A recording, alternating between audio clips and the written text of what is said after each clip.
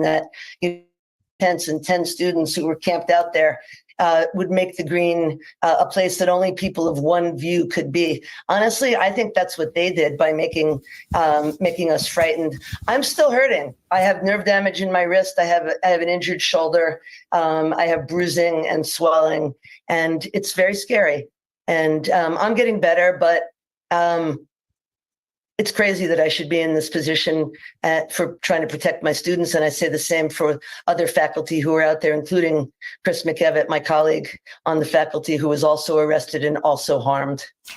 Annalise Orlick, we want to thank you for being with us, Professor of History, Women's Gender and Sexuality Studies, former Chair of Jewish Studies at Dartmouth College, where she's taught for more than 30 years. Professor Orlick, among dozens of students, faculty, community members arrested at a Dartmouth encampment. I'm Amy Goodman with Juan Gonzalez for another edition of Democracy Now!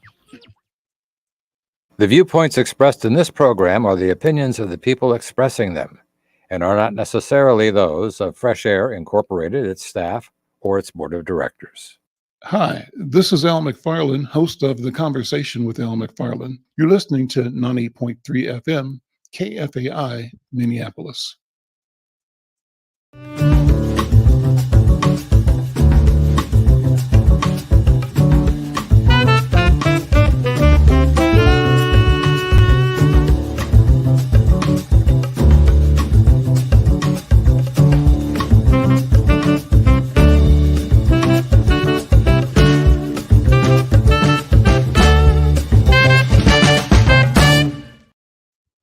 I'm Al McFarlane. Welcome to The Conversation with Al McFarlane. I'm glad to be here and glad to have you along as well.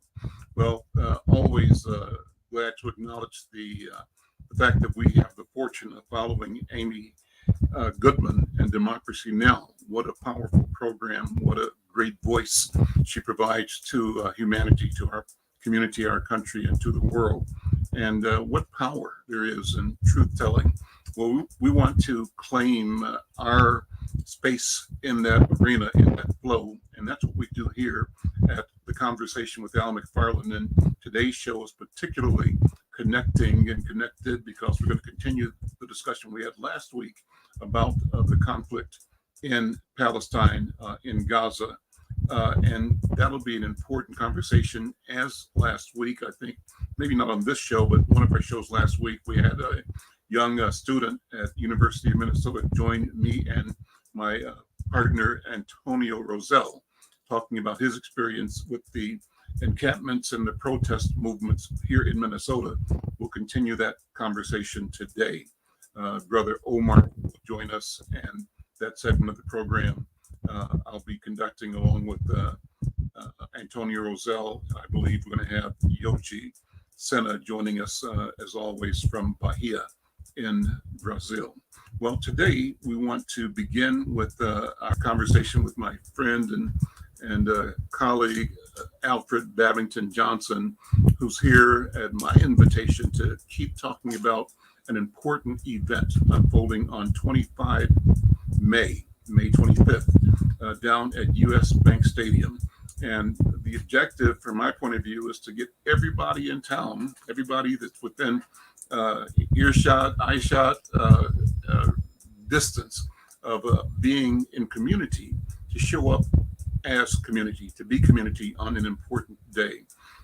Babington, why don't you come on in and talk about the important event? It's called Minnesota Soul, but you give the full name and explain the wherefore of this important occasion. You have, in fact, my dear brother, given the full name, Minnesota Soul. And what it is, Al, is about celebrating the richness that there is in community, and particularly acknowledging that as African American people, we have made great contributions to the United States, to the world, if you will. And wouldn't you think if we made these great contributions to the United States and to the world, it might also include the state of Minnesota? And Al, I think there's a false sense of things in many parts of the country, that Minnesota is a place devoid of African American talent and artistic accomplishment, or what have you. That is obviously not the truth. You've been here for decades, as have I, and you know that this is a place rich with art and creativity, imagination, professionalism, what have you. And so we're here celebrating that, Al, celebrating artistic accomplishments and celebrating community.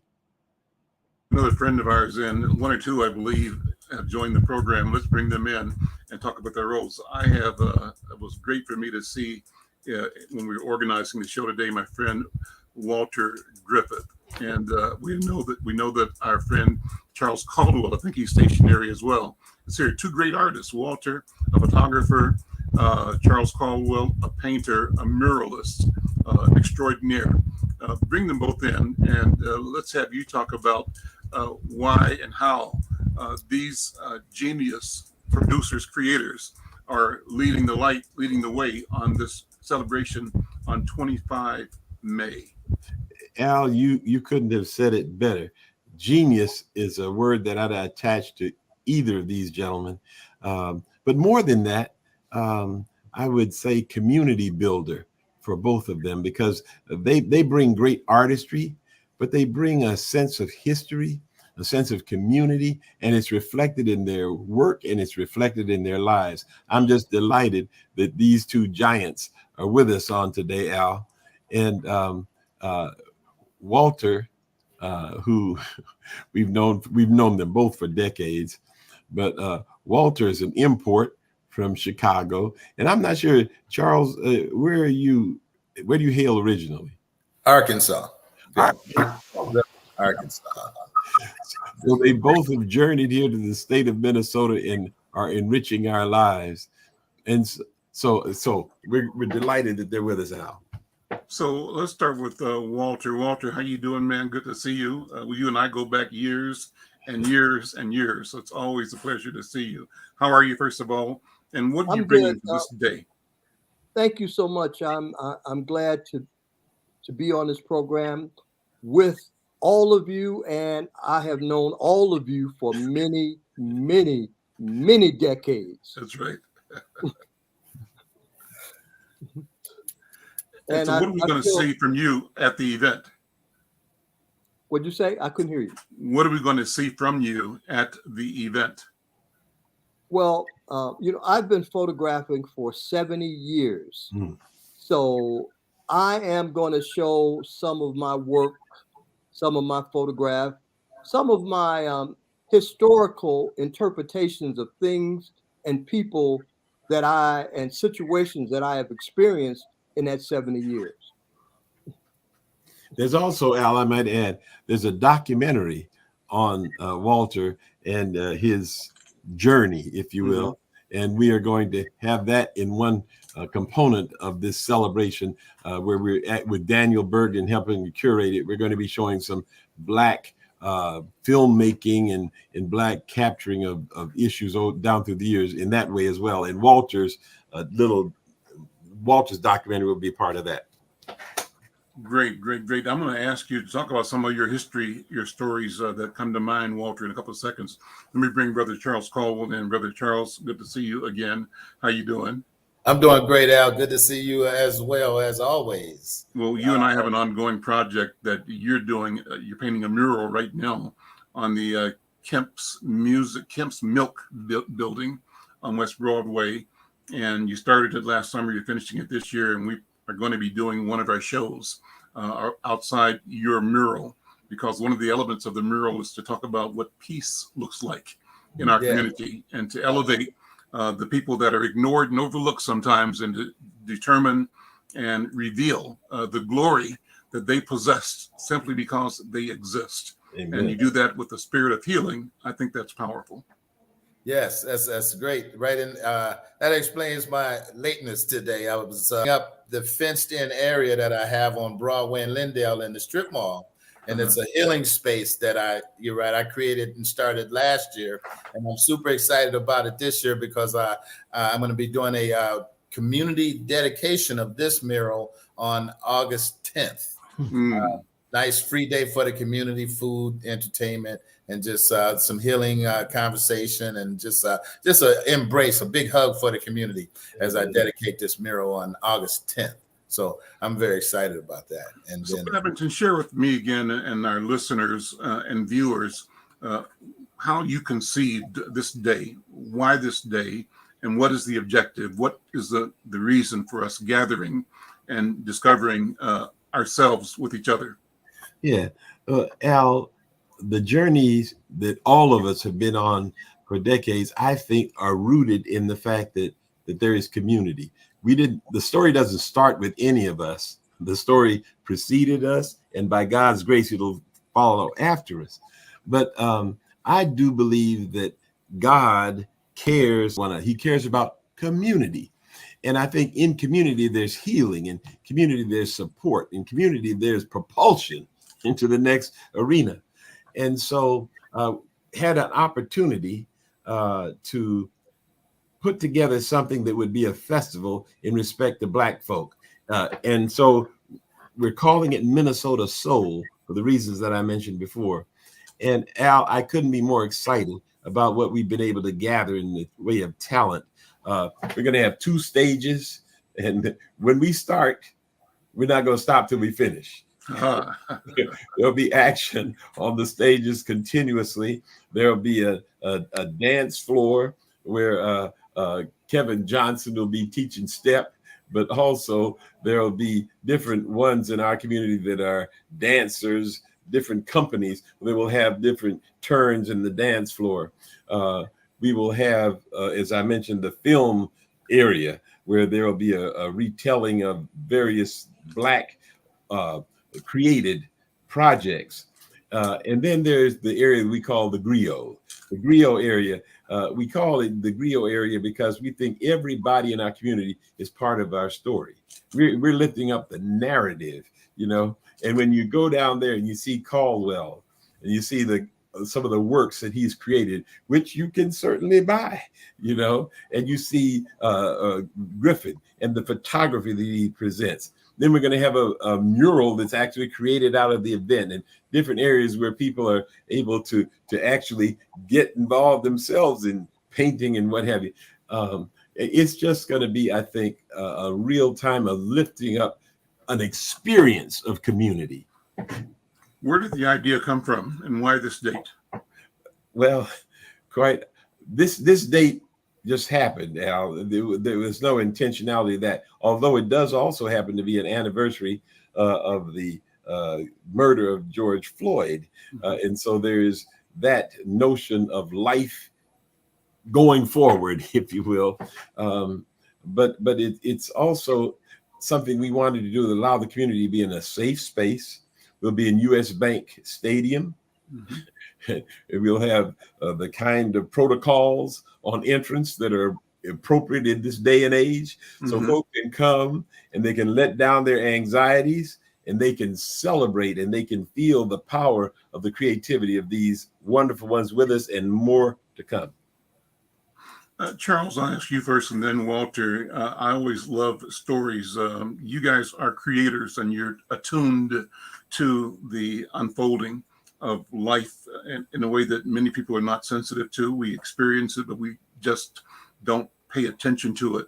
I think as artists, you pay particular attention to the details of existence. And in that spirit, Charles Caldwell, when you reflect over your body of work and the things that you have produced, what comes to mind? Are there some pieces that tower above the rest as singular accomplishments or statements about the world and your ability to put your hands around it?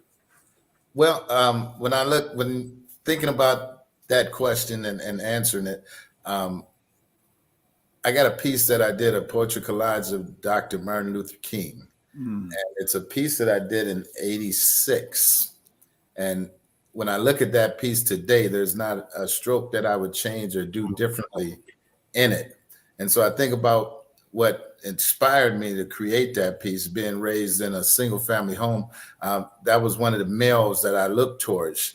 And so I wanted to create something that was going to last for over more than my lifetime, but something that was just extremely honorable, to just pay tribute to that. And I think May 5th is kind of a cultivation of presenting the artists and the creativity and the community in this state honorably, since we've been presented so honorably in this community.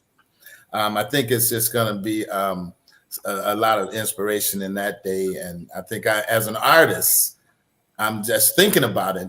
And as I create here in my studio, the works that I create, I just try to present that positive, safe experience to be able to look at something and just let yourself be at peace for a moment privately with the creative art, a captured moment in a photograph like Brother Griffin here captures. Is those moments that sometimes we only get a moment to feel peace in our life, because we're faced with so much in front of us that we're just trying to survive on a daily basis. So I'm excited about being a part of the day. I appreciate Mr. Babington here, longtime friend. Thank you for just including me. Oh, are you kidding? Such a great vision and such a great opportunity to offer the community a free day in a safe space. Amen. I'm thankful for that and look forward to it, because we're at ease when we're at peace. Yes. I feel the peacefulness that's going to come into this day. Charles, when did you know that you were an artist? You know, I moved to the state of Minnesota, as I mentioned earlier, from Arkansas on my 7th birthday. I had no idea about myself being an artist at that point in time. But as I journeyed on and got familiar with the new place and the new life, I ended up in 6th grade finding out that art was something that was in my soul that I wanted to search and find. And I was able to have that moment in that experience in the 6th grade. And from that point on, that has brought me forward. And I've seen what it has done for me, what it has done for my community, my family. It's just something that I thrive and I'm a natural born artist. It was able to discover it, and great supporters and encouragement comes from you guys. I want you to know that right here at this point in time, the level of respect and encouragement that you guys have towards me and my creations that's inspirational for me. You know, as I said, I was raised in a single family home by my great late mother, who done an amazing job to make me the man that I am today. But it's just it's kind of a peacefulness to meet elders like yourself and share the stage of respect and honor. We're not that much older than you. When y'all were talking the decades earlier, I was like, okay, well, let me see now. A few decades in there, but we certainly have spent some decades together, you know, in the 30s and 40s. And, you know, so I'm thankful for that. And I'm finding that out every day. That, you know, life is an evolving change that will continue as long as we're for those who are watching on the radio. Brother Charles is stroking his gray beard and signifying or notifying that he's got some wisdom time behind him as well. Al, I just want to say, just because Griffin doesn't have a beard doesn't mean that he isn't aged. He's shaving. Right? He's shaving. Walker, let me go to you with the same question. When did you discover yourself to be an artist? When did you meet the artist that you became? And how? What happened in 3rd grade, I took a photography class in SAS.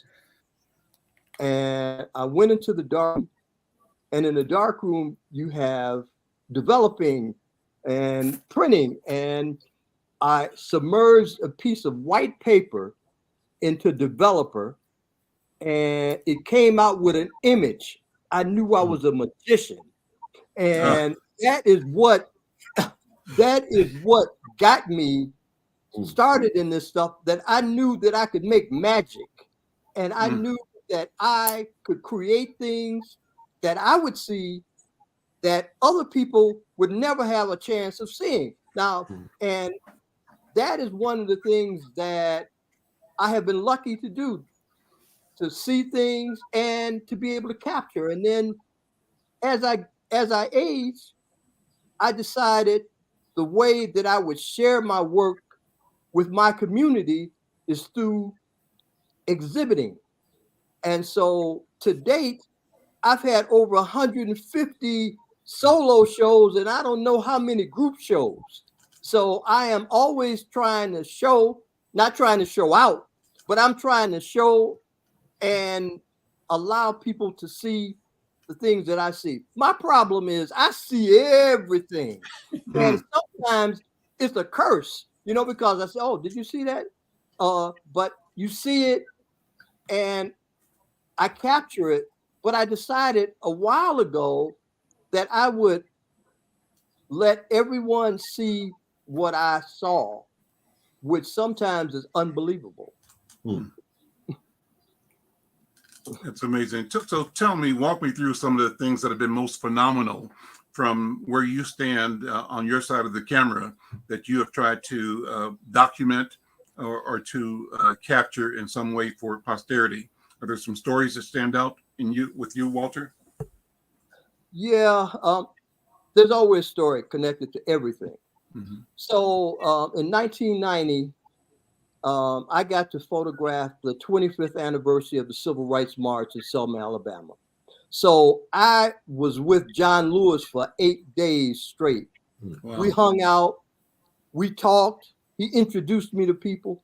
I got 60 years of education in 8 days. And I was able to get that, what I call important photograph with him on the Edmund Pettus Bridge, which tells that story. And so a lot of people don't realize that Martin Luther King wasn't the first person to do the march on Edmund Pettus Bridge. It was Dr. Hosea Williams and John Lewis who spearheaded the very first one. And so history needs to be shown, and those people need to be recognized. And so through photographing and documenting them, I bring that to life through those historical images that I've had an opportunity to capture. That's awesome. I'm Al McFarlane. This is the Conversation with Al McFarlane. My guest is Brother Alfred Babington Johnson. He leads the Stair Step Initiative, Stair Step Foundation, and is here talking about an important community gathering on 25 May at U.S. Bank Statement. The event is called Minnesota Soul. It's free. It's all day. He said once it starts, it won't stop till it ends. It's going to be a safe environment for everybody to show up, enjoy, dance, sing along, witness and purchase art and probably crafts, enjoy good food, just a way that we get together to be ourselves with each other. Amen. And Babington, let me ask you to extend the invitation again. Al, we will be at U.S. Bank Stadium on the 25th of May. That's the Saturday that falls in the middle of the Memorial Day weekend. And we are expecting the richness of that moment to propel us forward as a community, to help us recognize our connectedness and make a determination to walk forward together. Come on, the 25th of May, U.S. Bank Stadium, as Al said, is free to the public. You'll have extraordinary experiences with artists like Charles Caldwell and Walter Griffin. It's going to be a good time. I want to go back to the two images that we've discussed. Walter discussing the photography the learning of meeting Brother Lewis at the Edmund Pettus Bridge. And then Charles, you mentioned Dr. King. And so ask you both in terms of your sense of the nature of change in the world. What did these men, these brothers, represent as you saw it and as you see it now? And what does your interaction with them mean for you personally? What has it meant for you personally going forward in your career? Charles, what do you think? I think, during the time that we were in the struggle and in the times with Dr. Martin Luther King's and the march in the streets and the determination to be included and be able to move around freely, if you will. I think during the 60s, I was born in 63. And so during the 60s and the 50s and during the whole movement, and I think that we had a energy and we had a belief that together we could make some things happen. And where we're at today, it seems like so many things have happened that didn't include us, that we think that there's that togetherness that's just we're not moving in that ball of fire together, making a pathway for ourselves as a people and as a culture, to where our young people today understand that together we can make things happen and make it better for ourselves and our families, as far as that individualized mentality. Social media, we didn't have social media then. And so we have social media today, and it's a blessing and a curse.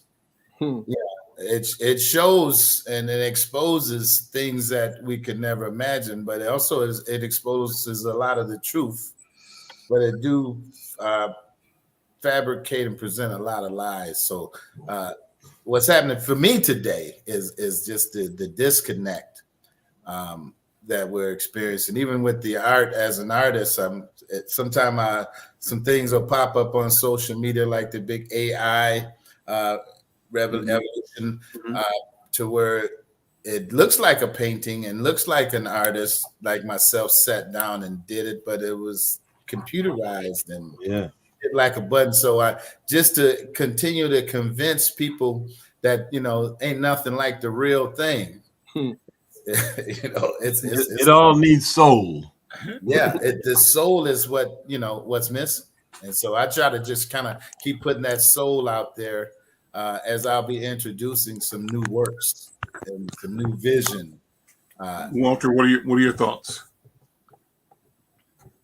It was eye-opening for me being in Alabama. Prior to we drove through Mississippi, coming into Alabama and coming through Tennessee, and it was the site of the new Civil Rights Museum in Memphis, Tennessee, and there was a lady who had been protesting out there for 757 days. And this was in 1990, and she's still protesting. And she was saying that this museum should actually be a memorial to Dr. Martin Luther King. And I got a chance to talk to her. But then as we moved further and got into Selma, and I began to meet people who were so important with the struggle, I got a chance not just to spend time with Congressman John Lewis, but I met and photographed the first registered Black voter in Alabama.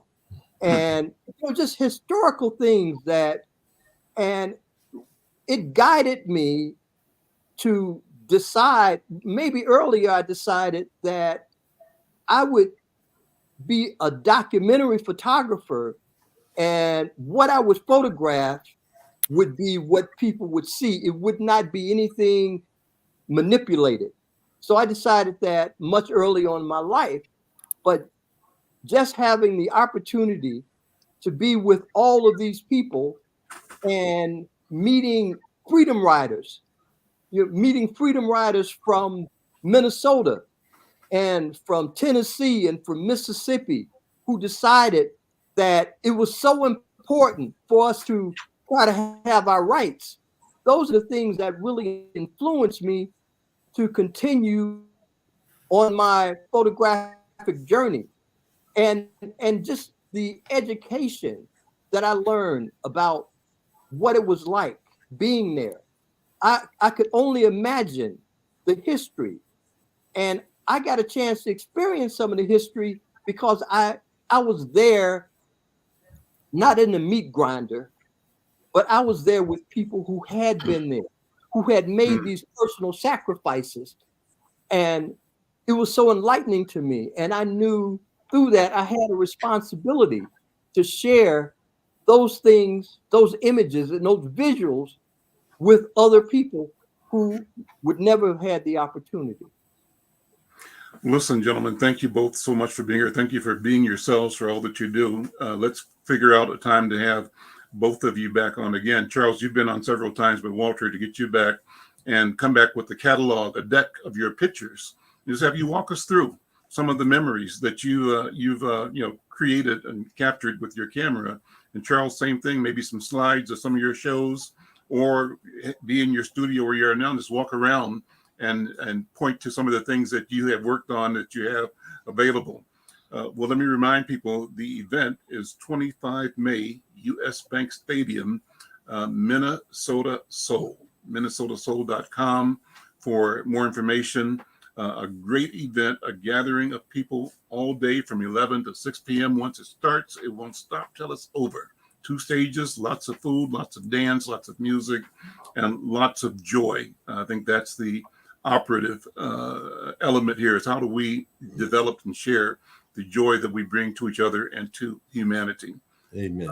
Babington, thank you, man. Thank We're you. going to be back again because I want to have you keep coming and bring different people back. Okay. So we keep the event top of mind in our community. Thank you for all you do. All right. Thank you all. Thank you. Okay. I'm Al nice. McFarlane. This is the Conversation with Al McFarlane. I'm going to continue the program, and I want to bring in Brother Antonio Roselle and Brother Omar. As I mentioned at the top of the show, Antonio is an engineer, a urban designer, but also I would call him this, and you can correct me if I'm wrong, Antonio, a peace worker, a person who has worked locally and internationally for the cause, the mission of peace. And he also combines that with a passion for planning for ordinary people in ordinary circumstances in cities and communities around the country and around the world. And Antonio has this unique analysis, not unique, but a proper analysis of some of the crises we are experiencing and witnessing around the globe today. Antonio, good afternoon and welcome back to the conversation. How are you doing? Unmute. And while you're unmuting, let me say to those who are watching or viewing the program on any of the social media platforms, either Twitter or Facebook or YouTube, we want you involved in this conversation as well. And you can go to the comment section, say hello, shout out your town, your community, your campus, but also if you have a question, drop the question in the comment section. And we'd like to most of all recognize you and thank you for being a part. And we also want you to share the fact that you're a part of this process. So we want to keep growing our subscriber base. If you haven't subscribed, go to YouTube, YouTube/Inside News MN and become a subscriber, share, and like. We appreciate that. Antonio, how you doing, man? I am doing great, Al. Thank you so much for the invitation to be part of the show today, and thank you for that introduction as well. Thank you. Yes, I am excited to be one of the people who are contributing to, like all of us, building a better world for everybody, right? And some of it through my work in planning and engineering, some of it through some of the important conversations that we are all part of. So yes, thank you very much. Well, we had a great conversation last week with a young brother who's a student at the university, I think, hopefully graduating this week, Brother Omar. And if he's here, let's bring him in, because I want to just carry the conversation for it. Omar, we don't have a visual with you, just your voice, and that's great. We're on radio anyway. So thank you, Omar. How are you? Good to see you. And congratulations on coming to the completion of your undergraduate studies, I think, at the University of Minnesota. Yep. No, thank you guys so much for having me today. And thank you, Antonio. Thank you, Al, for this great introduction. So, Antonio, set up the conversation, sort of review what we talked about last week, and what should we cover today in this conversation? Well, last week we spent a little bit of time discussing the encampments that many universities now throughout the United States and through the world, students are really having a very a clarity about the situation that we're witnessing in Gaza and the wholesale live stream slaughter that we're seeing there every single day now for 7 months. Students have put themselves, their safety, their well-being, their academic work on the line, and have said to universities, we are going to be present here and in this encampment. We are going to be here until you divest the billions and billions of dollars. I think University of Minnesota has something like $7 billion in investments in companies that are either producing weapons for Israel or are in Israel, for example. And it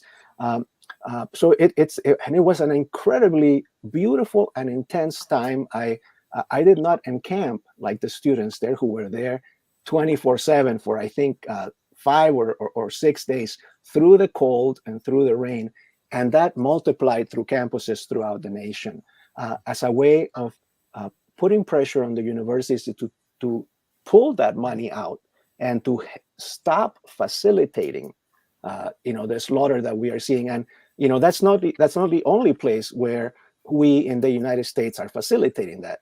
The United States every day sends weapons, sends billions of dollars to the Israeli military and the Israeli government.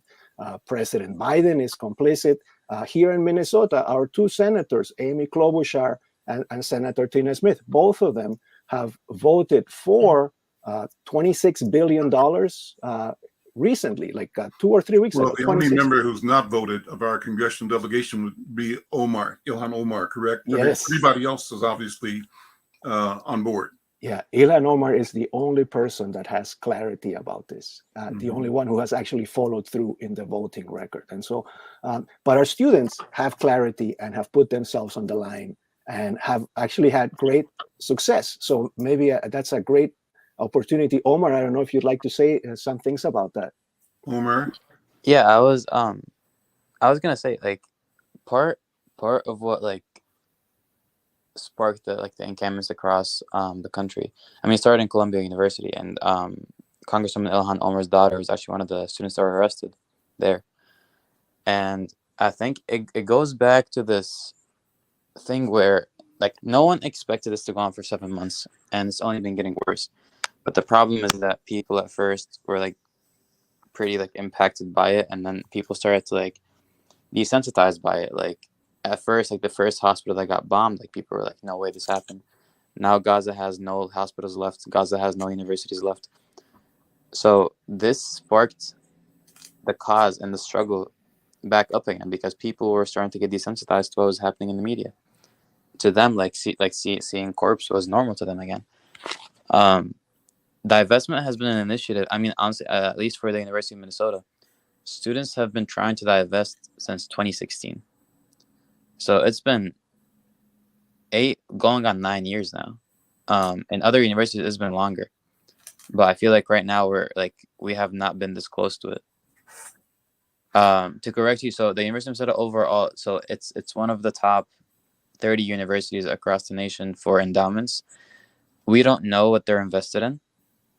And as a public university, they're not disclosing that and not being transparent about it. They a lot of that money goes towards weapon manufacturers and defense contractors, and we can see that based on who's hiring at the career fairs. Why is their companies complicit in war crimes and human rights violations, hiring students, and why are they welcome on campus? Why are they doing workshops on campus? Why is the CIA doing workshops on campus? That's really where what we're going after right now. A lot of people, not a lot of people, I think government officials undermine the power of the students and what students can do. And those encampments really just showed how much bending one little rule is going to make them so uncomfortable. Because honestly, at the University of Minnesota, they said how they sent the cops over because we did not follow university policies when it came to the encampments. But truth be told, when has following their rules really made a change? Shown out through history. I gave this speech one time, and I gave an example of the Black Lives Matter protests that came out in 2020. The governor came out and he was like, you guys can protest until 5 p.m. then go back home because there's a curfew. If people really it's kind of a joke because they put you in do whatever you want as long as it does not cross our own lines, because if it crosses change really only happens when you cross that line. And that's what we learned throughout history. So we're not hurting anyone, we're just crossing one little line that an oppressor has put forth to us. So, and we've seen how much that makes them uncomfortable, how much that scared them off. The first day they sent over riot police to us. So I think that those encampments really showed not just the true color of universities and where the system is, but really also the power of the students too. When did you personally become activist, Omar? What's your own personal evolution into, I'm sure like everybody else, you're just an ordinary student, in grade school and kindergarten and grade school and high school. But at some point in time, you began thinking about and deciding to voice your developing opinions as they were developing about things in the world and things in the community. How would you describe your process of evolution personally? I feel personally, I was born in Egypt, and I was growing in Egypt during the Arab Spring, and that was the main influence, or the main thing that sparked politics and activism in me. And then here, I feel this generation overall, from what we've seen, we've grown up to wars all around, so social. I know we were talking about social media before too. So it's very hard to not be an activist or to not stand up for what's right in this generation. And you can clearly see who isn't and why they aren't. There was one of the counter protests that happened at University of Minnesota. It was I think it was 5 or 6 people that were holding up Israeli flags, and they were just there, and only one of them was a student, and the student, they were asked why are you here, and then they were like, oh, I don't want them to divest, and they're like, why don't you want them to divest? And they're like, well, if they divest, Honeywell is on their list, and I want to get a job at Honeywell. If they divest, I can't get a job at Honeywell. So really, the people who aren't following a revolution or speaking up for what's right, it's mainly for their own sake more than it is that they believe it's wrong. But they're willing to withhold their own commitment to a principled course for the potential reward of a job, you're saying. And maybe you can blame them for not, or maybe you cannot. Maybe you can blame them or not blame them. It's their choice to make that decision. Yeah. So, the divestment thing is of interest, though, because disinvestment campaigns have worked in the past. Antonio, talk about sort of the history of that and why there is a belief that it can work again now. Dynamics are somewhat different, but talk about it. It's a really interesting case if we go back in history a little bit to the last set of student-led campaigns for divestment, and that was during the apartheid time in South Africa. And those campaigns and the attention that they garnered and the divestment that they eventually led to were what led to an extreme weakening of the South African existing regime and their government and their apartheid practices, and eventually led to their end. And it was, it kind of, and it had, of course, a very committed component. It was international, as what we see now. And I think that, we always look to the past and we kind of stand on the shoulders of giants, right? We learn from what people who have been working for justice have done previously and the situations that they have lived through and seen, and the messages that they have given us that we carry to today. And that's one of the, I think, the great learnings too to bring into this. It can be effective. It is effective. It has worked in the past. There is always going to be resistance. There is going to be, in many cases, I mean, we've heard now of these terrible repression in different universities. Here at the University of Minnesota, it has been, in a way, hello, Joji, in a way, to the credit of the administration, and I want to recognize that, they did not go down that path after all, right? And they were. It seemed like they were going to, and they had, like Omar said at the start, they brought the police in riot gear, etc. But through the concerted action of the students and the wider community, because it was the students, but they also were not alone. There is a community of people who are also active in the peace and justice community, and also regular people who said, hey, these are our children. This is our university. This university belongs to me. I went there. We have to take care of our children, of our students. We have to take care of who we are as a people. Minnesota has a distinct culture in the United States too. And if we say that we are for human rights, if we say we are for justice, if we say we are for the right to express ourselves in a respectful way, if we, now when you go to a meeting, oftentimes there are land acknowledgements where people acknowledge how land was taken from the original inhabitants here. All of that is part of this conversation related to Gaza and Palestine and all that is happening now. I just, this might also be something that to chat about in the conversation, is that the university said to the students, we agree to meet with you and we agree to these demands. And the students, in exchange, you pull up the encampment. The students in 2 hours picked up the encampment after the students had a chance to discuss and pull up. But there is follow-up that the university needs to do. And I do believe that today actually is the day that the university agreed to disclose what those investments are and where they are. So that's a question.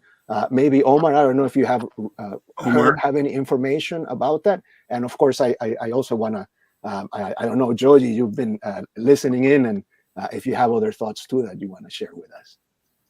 Yeah, today they sent over information on the public information that they could find, just making it more transparent.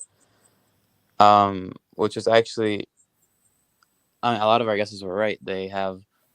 Turns out it's like they have money in Caterpillar, they have money in Honeywell, they have money in Lockheed Martin, they have money in Boeing, and General Dynamics. So it's like a lot of those companies are like what we were talking about in the first place. We talked about how those companies, we talked about like the human rights aspect of it. It's not just that they hurt. It's like it's about Palestine, but it's also about human rights. Like those companies, like Honeywell drones, are the same drones that were bombing Somalia and Pakistan at one point during Obama's terms. Mm-hmm. And General Dynamics is white phosphorus. They also do the same technology on the U.S.-Mexico border that like spies on like minorities and on groups crossing the borders. Like Lockheed Martin, they have war crimes in Yemen and Iraq. So like those, like an academic institution should not be invested in those companies. It should not welcome those companies on its campus, because at this point, it's at this point it's a business. It's not really an academic institution anymore. Omar, if you would, maybe among your colleagues, you have people that are going to examine the documents, the reports that the university gave you, and maybe you generate some analysis and some synopses. We'd love to have that for our work in journalism, in reporting. Let me bring Yoji in. Yoji, we're tight on time, but you were part of the conversation last week, several we've had, talking about the conflict in Gaza. The war against Hamas and the pain that is being unleashed on Palestinians. Any thoughts or comments? Anything new that you watched or heard, Yoji? Well, Brazil is engulfed now in the tragedy that's happening here in the south, where the city of Porto Alegre is underwater. It's the first time, the biggest flood since 1941. So 80% of the state it's flooded. So the Palestinian issue has taken a backseat, I would even say, to Madonna being here. But still many people are paying attention. The commotion that causes the conflict in Brazil, it's much smaller than the United States, because Brazil is not involved in the Middle Eastern as a major player because of oil, things like that. So our position of the government is more neutral, or in many cases, historically Brazil has a diplomacy that's neutral, but in this case, Brazil, it's I would say very close to the Palestinian cause, and but my personal take is how morally all this is convoluted.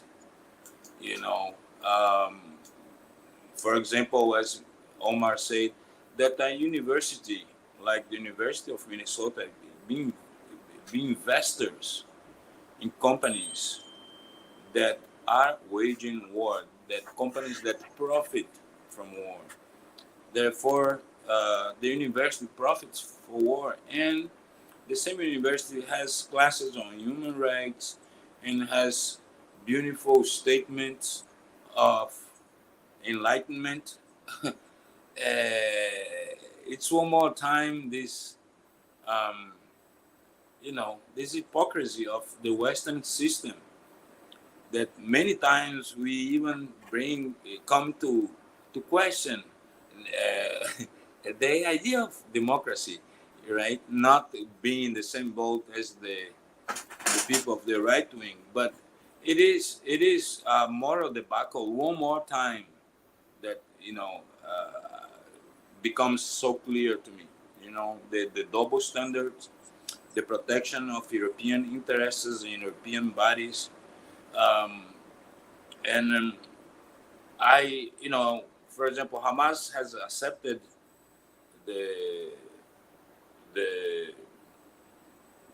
ceasefire proposal from Qatar, right? Yeah. And at the same time that they accepted, the Israeli go take over the Rafah crossing and continue infliging death and pain on the population.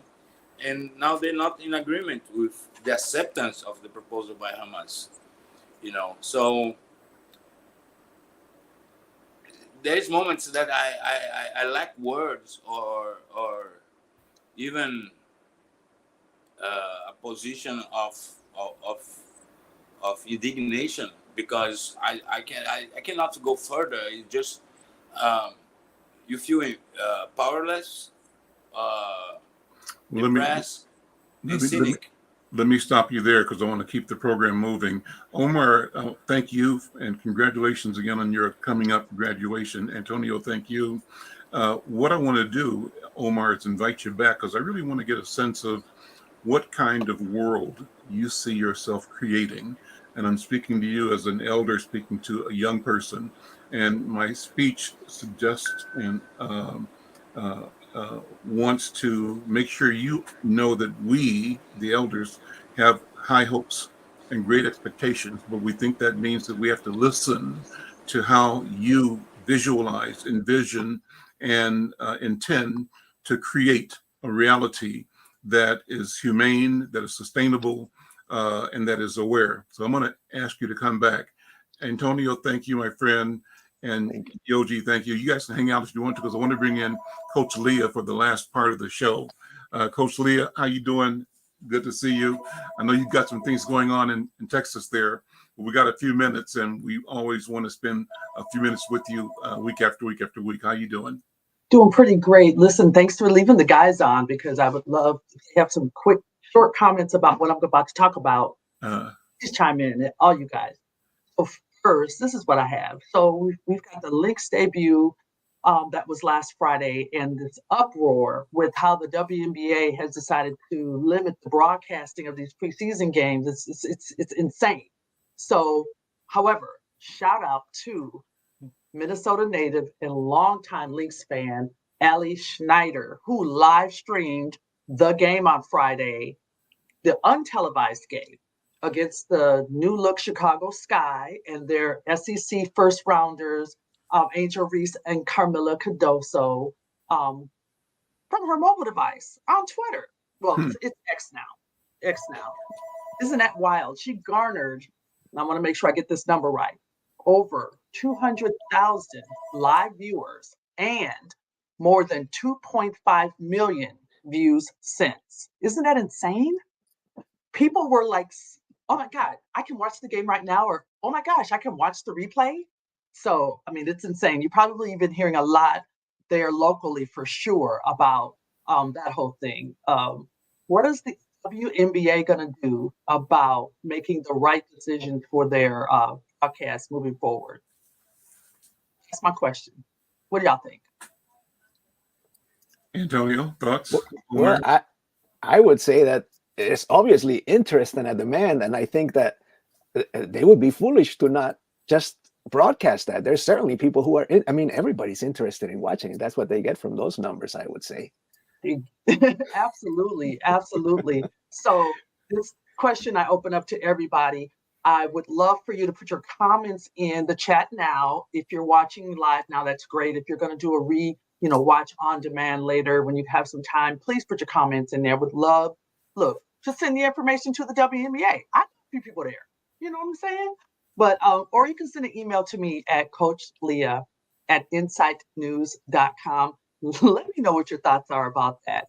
So I know we've only got a few more minutes, so I want to take a quick pivot to the NBA and the playoffs right now, and then our Timberwolves. I always say our Timberwolves because they will always be my favorite NBA team. And who's the next face of the NBA? Undisputably, it's got to be Anthony Edwards. Our shooting guard notched 27 points against the last year's world champion Denver Nuggets.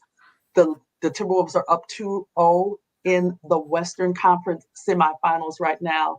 They won a big game Monday night, 106 over 80 points. And so this is insane.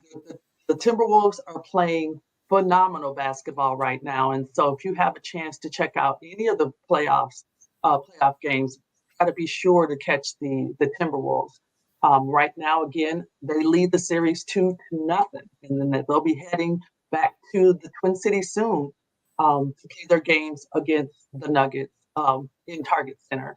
Then we've got the Thunder and the Mavs. Their series will be starting tonight, 9:30 Eastern time. We've got the Celtics and the Cavaliers, who will play their first game of the Eastern Conference semifinals tonight. Then you've got the Indiana Pacers and the New York Knicks. The Knicks are up 1-0 in the Eastern Conference semifinals. And so they're much more, I won't say much more competitive. All the games right now are really, really exciting. So, but I wanted to just return back to the Wolves real quick. So we know that Coach Finch had his knee surgery, and he's been kind of coaching from the second row. And it was a really nice comment made by one of the players. I think it was Anthony Edwards, when he was asked, how does it feel to have one of the associate coaches leading the charge right now. And he said, you know what, we're on voice. It's just as if coach was still there. And that right there, folks, is the reason why they're having such a phenomenal season, because you can tell that wasn't scripted. That wasn't, all of this is not quote unquote orchestrated. They took the time to have the kind of chemistry all the way up from the coaches all the way down to the water boys to just be able to have this phenomenal season. But I wanted to give a quick shout out to the very first professional sports team doctor in the NHL, Dr. Joel Boyd, who also does work with the Minnesota Vikings, but he's always in the mix with sports stuff. So I'm quite sure that he had something to say about the surgery that Coach Fish just had as well. So really quick, 79 days until the Olympics, people, the Summer Olympics. And I need you to make sure you catch next week's edition of Insight News. I'll be writing about the 2024 Summer Olympics and how for the first time there are several sports that will be in the Olympics, and then there are several sports that will be missing. You will notice that we got to cut it right there, Coach Leah. We're out of time. This will be up to the wire here, but thank you so much. Thank you so much, Antonio. Thank you, Yoji. Thank you, Omar. And we'll come back and talk more. We'll see you next week. I'm Al McFarlane. This is The Conversation with Al McFarlane. See you next time.